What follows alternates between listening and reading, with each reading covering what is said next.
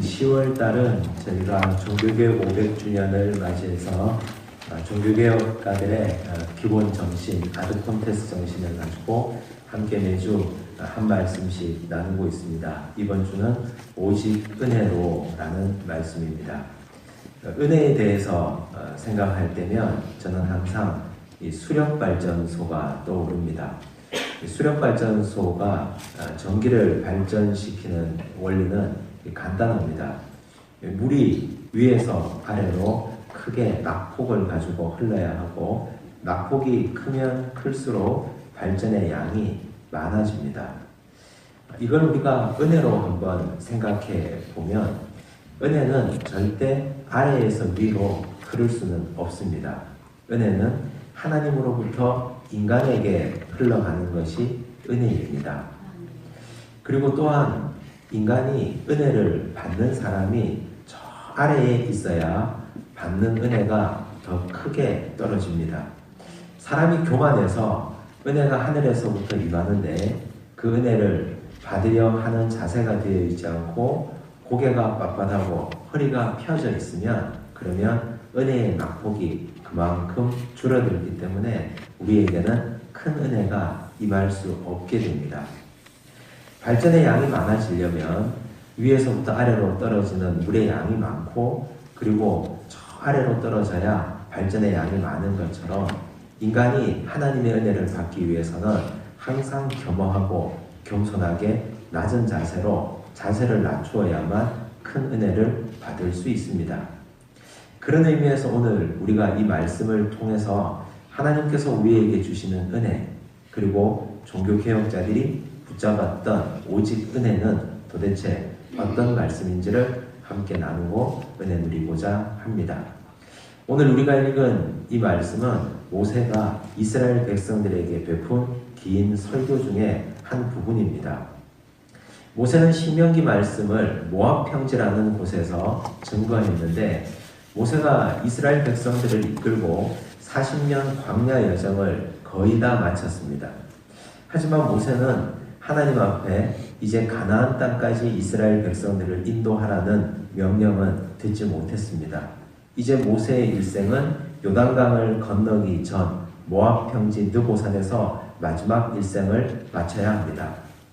그러나 모세는 40년 동안 함께했던 이스라엘 백성들을 그냥 가나안 땅으로 떠나보낼 수가 없었습니다.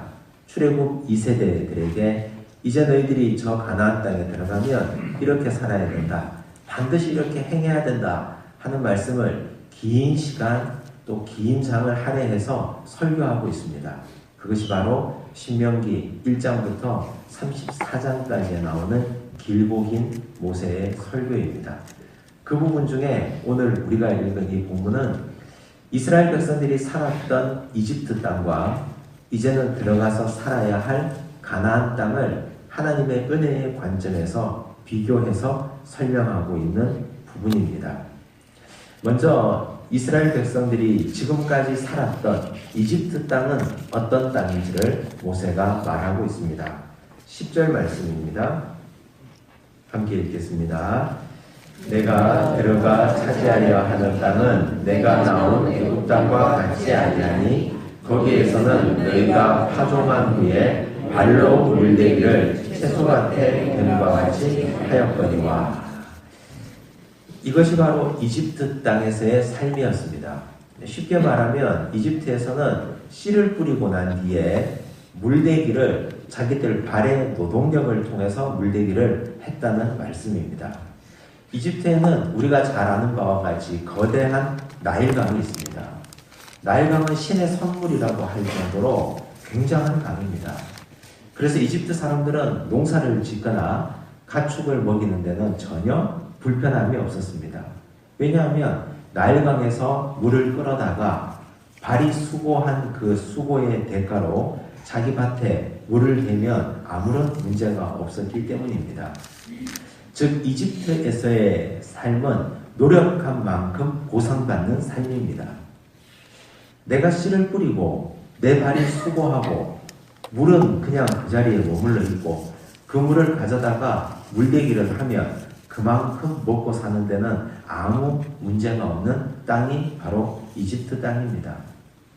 사실 이것은 우리가 지금 살아가는 우리의 삶의 모습과도 별반 다르지 않습니다. 왜냐하면 노력한 만큼, 수고한 만큼, 땀을 흘린 만큼, 애쓴 만큼 먹고 살 수 있기 때문입니다. 많은 사람들은 그런 삶을 당연한 삶이라고 생각합니다. 우리도 학교에서 그렇게 배웠고 그것이 우리 삶의 DNA 속에 그대로 녹아 있습니다. 그러나 노력한 만큼 애쓴 만큼 누리는 그 인생은 너무 당연한 인생인데 이것을 구원의 영역까지 하나님의 은총의 영역까지 가지고 들어오면 큰 문제가 생깁니다. 내가 노력해서 구원을 얻을 수 있느냐? 내가 내 발이 수고한 만큼 열심히 뛰어서 하나님이 준비하신 구원이 내 것이 될 수 있느냐? 내가 손이 고생하고 땀이 흘러서 구원을 내 것으로 만들 수 있느냐 하는 질문 앞에는 저는 전혀 그렇지 못하다고 대답할 수밖에 없습니다. 그러나 많은 사람들은 이 세상에 많은 종교는 우리가 수고한 만큼 땀 흘린 만큼 우리가 구원받을 수 있다고 가르치고 그렇게 믿고 있는 것이 문제였습니다. 루터 당시 그 당시 로마 가톨릭 교회도 역시 그러했습니다. 공로주의가 팽배했기 때문입니다. 애쓰고 수고한 만큼 발이 수고한 만큼 구원받을 수 있다고 믿었고 그렇게 생각했던 것이 그 당시 로마 가톨릭 교회의 많은 사람들이었습니다. 루터는 처음에 로마 가톨릭 교회의 사제였습니다. 성 아우구스티누스 수도원에 들어가서 수도사로 수년 동안을 살았습니다. 그가 수도사로 살면서 루터의 마음속에는 항상 죄의식이 있었습니다. 아무리 노력해도 이 죄 문제가 해결되지 않았기 때문입니다. 그래서 그는 이 죄 문제를 해결하는 방법으로 수도사들이 전통적으로 썼던 방법, 교회에서 가르쳤던 방법을 늘 쓰고 있었습니다. 고행이었습니다. 한겨울에 얇은 담요 한 장만 걸치고 일주일에 3일간을 금식하는 시간들을 오랜 시간을 보냈습니다. 추워 죽겠는데 담요 하나 걸치고 일주일에 3일 이상을 금식하는 것, 그러면서 내 속에 있는 죄가 사라지기를 기대하고 기도하고 바라고 있었습니다. 그러나 전혀 죄는 내 내면 가운데에서 사라지지 않았습니다.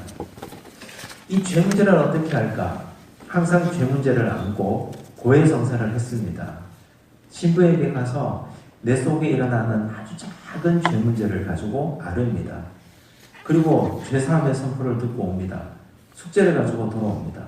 돌아오는 길에 채 1분도 되지 않아서 다시 마음속에 죄가 솟아나는 걸 깨닫고 다시 그 사제에게 쫓아갑니다. 사제가 그를 나무랍니다. 제발 죄다운 죄나 짓고 와서 여기 와서 사죄하라고. 얼마나 루터가 그렇게 들락거렸던지 성 아우구스티누스 수도원에는 루터의 계단이라는 계단이 있었습니다. 루터가 하도 그 계단을 많이 오르내렸기 때문입니다. 하루는 루터가 잠을 자다가 그럼에도 불구하고 내 속에 있는 죄 문제가 해결되지 않음을 깨닫고 다시 그 계단으로 나왔습니다. 계단 아래에서부터 위까지 무릎팍으로 기어오르기 시작합니다. 한참쯤 가니까 무릎이 피가 나고 깨어집니다. 피가 철철 흐릅니다. 이렇게 해서라도 내 죄 문제를 해결하기 위해서. 그런데 이제는 좀 되었거니 하고 피 흐르는 무릎에 피를 닦고 다시 돌아와서 잠을 청합니다. 하지만 내면에 솟아나는 죄의 문제는 여전히 그대로 있음을 깨닫고 자기는 도저히 이 죄에 대해서는 이길 수 없는 존재의 무력감을 느낍니다. 그러다가 하나님의 말씀을 읽습니다. 로마서 3장 23절과 24절 말씀. 그 말씀을 읽다가 그는 문득 크게 깨달음을 얻습니다. 로마서 3장 23절 24절 말씀입니다. 우리 함께 읽겠습니다. 모든 사람이 죄를 범하였음에 하나님의 영광에 이르지 못하더니 그리스도 예수 안에 있는 속량으로 말미암아 하나님의 은혜로 값없이 의롭다 하심을 얻은 자 되었느니라. 그는 이 말씀을 읽고 크게 깨달았습니다. 모든 사람이 죄를 범하였으며, 그렇지, 모든 사람이 죄를 범하였는데 하나님의 영광에 이르지 못하였다. 나는 하나님의 영광에 내가 도달하려고 했는데 죄 있는 이 몸을 가지고 하나님의 영광에 스스로 죄를 씻고 하나님 영광에 내가 도달하려고 했는데 하나님 영광에는 인간의 노력으로는 이룰 수 없다는 걸 깨닫습니다. 오직 그리스도 예수 안에 있는 속량으로 말미암아 하나님의 은혜로 값없이 죄사함을 얻은 자 된다는 사실.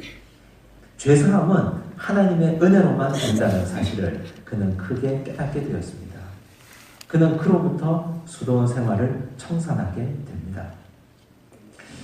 그 옛날 로마 가톨릭 교회나 오늘 이 시대의 교회들이나 죄 문제를 스스로 해결하려는 경향이 크게 있습니다. 죄 문제를 내가 해결하려고 했기 때문에 생겨난 것이 면죄부입니다. 내가 돈을 들여서 면죄부를 사서라도 죄 문제를 해결하고야 말겠다. 내가 큰 돈을 들여서라도 이 면죄부를 사고서라도 죄 문제를 반드시 해결하겠다는 그 마음, 내 스스로 해결하겠다는 마음이 면죄부를 사게 됩니다. 교회는 그런 사람들의 마음을 교묘하게 이용해서 면죄부를 팝니다. 이거라도 사서 너의 죄 문제를 해결하라. 내가 이걸 팔 테니 이거라도 사서 너의 죄 문제를 해결하라고 교회는 면죄부를 팔고 있습니다.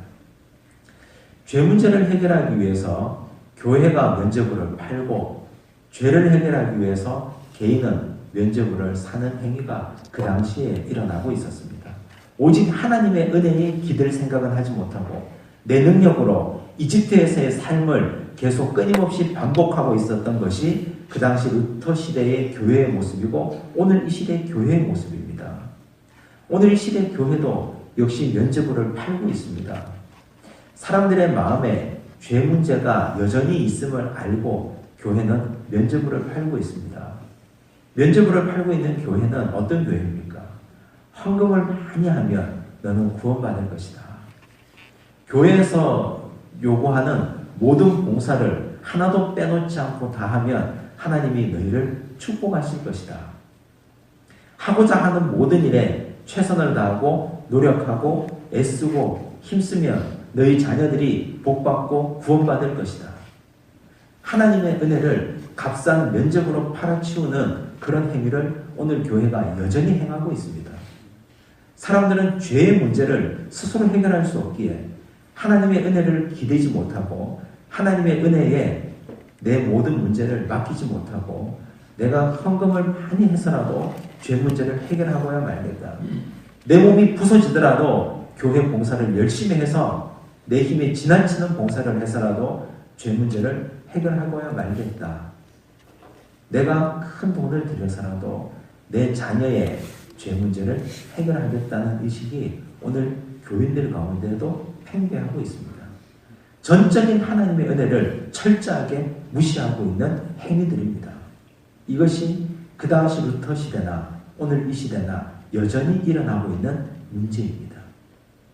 오직 하나님의 은혜만이 우리의 죄 문제를 해결할 수 있습니다. 우리가 하나님의 은혜에 기댈 때 내 마음에 일어나는 크고 작은 죄의 문제, 크고 작은 많은 문제를 온전히 해결할 수 있음을 반드시 기억하시기를 간절히 바랍니다. 그렇다면 모세가 말하는 가나안 땅에서의 생활은 어떤 생활입니까? 오늘 말씀 11절과 12절 말씀입니다. 함께 읽겠습니다. 너희가 건너가서 차지할 땅은 산과 골짜기가 있어서 하늘에서 내리는 비를 흡수하는 땅이요 내 하나님 여호와께서 돌보아주시는 땅이라. 연초부터 연말까지 내 하나님 여호와의 눈이 항상 그 위에 있느니라. 참 듣기 좋은 말씀입니다. 연초부터 연말까지 하나님의 눈이 항상 너희 위에 머물러 있다. 하늘에서 비를 내려서 산과 골짜기를 채우고 산과 골짜기는 하늘에서 내리는 비를 흡수하는 땅이다. 얼마나 듣기 좋은 말씀입니까? 그러나 이 말씀을 곰곰이 다시 뒤집어 생각하면 하나님의 은총의 비가 내리지 않으면, 하나님의 은혜의 단비가 내리지 않으면 가나안 땅에서는 너희가 먹고 살기 참 힘든 땅이다. 하나님의 은혜의 단비가 내려지지 않으면 너희는 그 땅에서 살기가 어려울 것이다. 연초부터 연말까지 하나님의 눈이 너희와 함께 머물러 있지 않으면 너희는 그 땅에서 굶어 죽을 수도 있다. 이런 말씀입니다. 이른 비와 늦은 비에 대한 말씀도 모세가 들려줍니다. 오늘 말씀 14절 말씀입니다. 함께 읽겠습니다. 여호와께서 너희의 땅에 이른 비와 늦은 비를 적당한 때에 내리시니 너희가 곡식과 포도주와 기름을 얻을 것이요. 이른 비와 늦은 비를 하나님이 언제 내리신다 했습니까? 적당한 때에 내린다 했습니다. 이집트에서는 비를 그렇게 사람들은 기대하지 않아도 됩니다. 워낙 강수량이 풍부하고 워낙 나일강이 풍성하기 때문에 그곳에서 물을 대어 먹으면 그만입니다. 하지만 이른 비와 늦은 비를 적당한 때에 내려주지 않으면 그러면 그들은 먹고 살 수가 없습니다. 이른 비는 건기가 끝나고 우기가 시작되는 우리의 계절로 10월경에 내리는 비입니다. 이른 비가 내려야 파종할 수 있습니다. 씨 뿌리기를 할 수 있습니다. 땅이 촉촉하게 충분히 젖어야 씨를 뿌리고 그 해에 농사를 시작할 수 있습니다. 만약 이른 비를 내려주지 않으면 건기로 딱딱하게 굳어있는 그 땅에 씨를 뿌릴 수가 없습니다. 하나님이 비를 내려주지 않으면. 늦은 비는 그 이듬해 4월쯤에 내리는 비입니다. 추수와 수확을 위해서 반드시 필요한 비입니다. 이 늦은 비가 내리지 않으면 한 해 동안 지은 농사가 온전히 물거품이 되고 맙니다. 그들은 수확에 큰 문제와 차질을 빚게 됩니다. 이른 비와 늦은 비, 이것은 하나님께서 내려주시는 적당한 때에 그 비가 내려야만 그들은 먹고 살 수 있습니다. 이른 비와 늦은 비를 내려주시는 그 하나님의 계획, 하나님의 조건이 있습니다. 13절 말씀입니다. 함께 읽습니다. 내가 오늘 너희에게 명하는 내 명령을 너희가 많이 청종하고 너희의 하나님 여호와를 사랑하여 마음을 다하고 뜻을 다하여 섬기며. 청종하고 하나님을 사랑하고 섬기면 그러면 너희에게 이른 비와 늦은 비를 내려주겠다. 하나님의 은혜, 구원받은 백성들도 구원도 역시 전적인 하나님의 은혜이지만 구원의 반열에 든 사람들이 살아가는 삶의 모든 여정도 하나님의 전적인 은혜 가운데 달려 있습니다. 그러나 한번 생각해 보십시오. 이집트에서의 삶과 가나안 땅에서의 삶, 어떤 삶이 우리가 더 행복한 삶인지. 사람들은 아마 내가 노력한 만큼 누리고 내가 노력한 만큼 얻는 삶이 더 속 편하다고 말할지 모릅니다. 그러나 인간이 발로 물대기를 해서 먹고 사는 것은 인간의 노력의 한계가 뻔합니다. 하지만 하나님의 은혜로 하늘에서 내리는 비로 농사지어서 먹고 사는 사람들의 인생은 하나님의 은혜가 충만하게 내리기만 하면 우리는 상상하지도 못했던, 생각하지도 못했던 놀라운 축복과 놀라운 은혜가 우리 인생에 가득하게 부어집니다. 요셉을 한번 생각해 보시기 바랍니다. 요셉이 만약 자기가 발로 물대기를 하고 살아서 자기 인생의 노력대로 살았다면 그는 마지막 인생이 어떻게 되었을까요? 자기 인생의 노력대로 하고 살았더라면 아버지 야곱의 집에서 상속자로 살고 아버지 야곱의 재산을 축내고 살고 그 재산 가지고 평생 살아간 그저 평범한 한 사람의 삶을 끝내고 말았을 것입니다. 하지만 그가 하늘에서 내리는 이른 비와 늦은 비를 먹고 마시고 하나님의 은혜 가운데 살았을 때 그의 인생은 놀랍게 달라졌습니다. 이집트의 총리가 된 인생이 되었습니다. 다윗의 인생은 어떻습니까? 그가 이집트의 인생으로 발로 물대기를 하고 살았다면 그는 아버지 이새의 집에서 존재감 없는 한 아들로 살다가 양이나 치다가 자기의 인생을 온전히 마치고 말았을 것입니다. 하지만 그의 인생은 이집트의 인생으로 끝나지 않고 가나안의 인생으로 바뀌어졌습니다. 가나안의 인생으로 바뀌어진 그의 인생은 한 나라의 국방장관이 되었고 한 나라의 통일 이스라엘의 왕이 된 전혀 다른 인생이 되고 말았습니다. 여러분의 인생은 어떤 인생으로 맞춰지기를 원하십니까?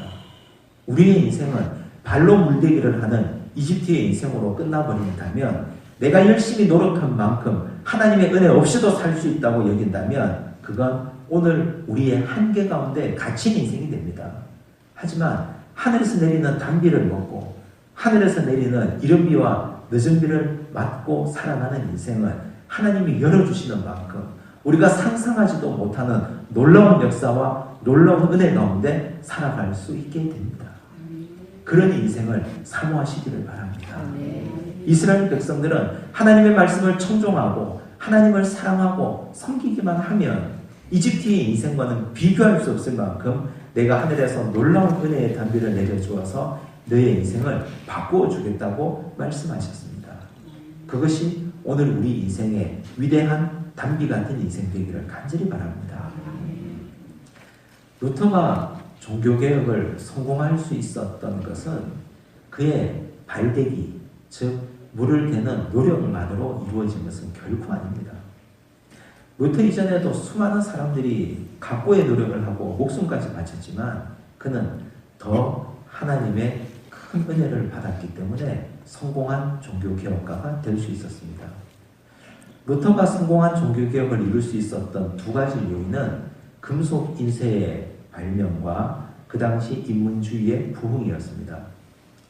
구텐베르크가 금속 활자를 발명한 것이 1455년입니다. 그 이전 1400년대에 성경은 인쇄로 한 것이 아니라 손으로 적어서 뺏겨 적은 필사본이었습니다. 종이도 워낙 두껍고 가죽에다가 베껴 쓰고 했기 때문에 신구약 성경을 다 필사본으로 가지고 있는 사람은 극히 드물었습니다. 가지고 있다 하더라도 집안을 다 채워야 할 만큼 그 부피가 상당했습니다.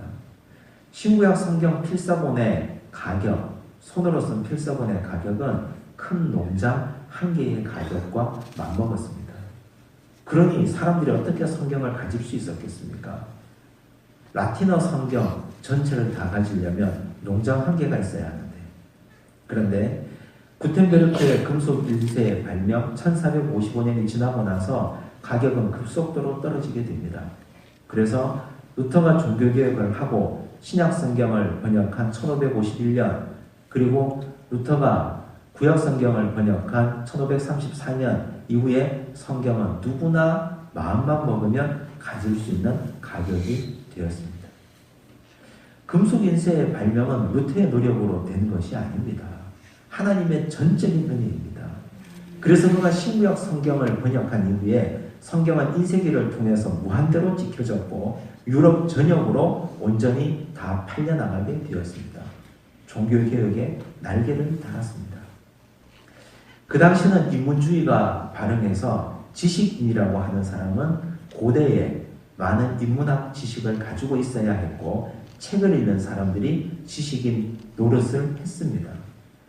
책 중에 책, 성경도 사람들은 읽고 싶어 했습니다. 지식인들은 그래서 루터의 번역된 성경을 많이 읽었습니다. 그 당시 시대적 흐름이 인문주의였기 때문에 루터의 종교개혁도 지식인들에게 먹혀 들어가기 시작했습니다. 이것은 루터의 노력으로 되어진 것이 결코 아닙니다. 그가 하나님 말씀에 순종하고 하나님 말씀을 청종하고 하나님을 사랑하고 하나님을 섬겼을 때 하나님이 루터에게 이른 비의 은혜를 주시고 늦은 비의 은혜를 주셔서 그의 종교개혁을 온전한 성공으로 이끌어 가셨던 것입니다. 이것이 어떻게 사람의 노력으로 되겠습니까? 오늘 우리가 오직 은혜에 라는 말씀을 받으면서 다시 한번 마음에 붙들고 새겨야 할 것, 그것은 내 노력으로 절대 구원을 이룰 수 없다는 것입니다. 죄 문제는 나의 노력으로 되어지는 것이 아닙니다. 하나님의 전적인 은혜로 된다는 사실을 기억하시고 하나님의 은혜에 내 모든 마음과 무거운 짐들을 의탁하시기 바랍니다. 또한 구원받은 이후에 우리의 삶도 발로 물대기를 하는 피곤한 삶이 아니라 하나님의 은혜에 내 모든 걸 기대신다면 청종하시고 섬기시고 사랑하시고 순종하신다면 하나님이 우리의 문을 활짝 열어주셔서 나도 상상하지 못했던 놀라운 축복으로 우리 인생을 안아주시고 열어주시리라 믿습니다. 아멘. 그런 은혜가 우리 인생에 충만하고 가득하기를 간절히 바랍니다. 기도하겠습니다. 하나님 은혜 감사합니다. 주님, 오늘 우리가 하나님 은혜에 기대입니다. 내 죄 문제를 내가 해결하려고 했던 루터가 하나님의 은혜를 깨닫고 하나님의 은혜로 값없이 의롭다 하심을 받는 그 말씀을 붙잡았을 때 그는 온전한 구원받는 사람이 되었습니다. 주님, 오늘 우리도 우리의 죄 문제 내가 해결하려 하지 않고 하나님 은혜에 맡기는 인생 되기를 원합니다. 주님, 또한 구원받은 우리의 인생도 발로 물대기를 하는 피곤한 인생이 아니라 하나님의 은혜를 기대하는 전적인 기다림의 인생이 되게 하여 주시옵소서. 내가 노력하는 것보다 하나님이 하늘 문을 열어주셔야, 하나님이 온전히 축복하셔야 그 모든 것이 온전하게 성취되고 이루어짐을 믿사오니 주님, 오늘도 하늘 문을 여시고 이른 비와 늦은 비를 우리 인생에 마음껏 허락하여 주시옵소서. 모든 말씀 예수님 이름으로 기도드리옵나이다. 아멘.